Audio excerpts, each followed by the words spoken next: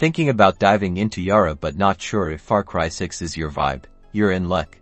Let's quickly break down how long you can explore this tropical island paradise absolutely free. First things first, the availability of the free trial can depend on your platform and region, so it's always best to check your platform's store, whether that's PlayStation Store, Xbox Marketplace, or the Epic Games Store directly for the most up-to-date information. Look for a try-free demo or similar button on the Far Cry 6 page. The standard free trial offers you around 4 hours of gameplay. This gives you enough time to complete the introductory missions on Isla Santuario. You'll get a feel for the story, the weapons, and the overall gameplay loop.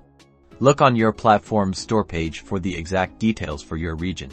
Keep in mind that your progress from the free trial carries over if you decide to purchase the full game.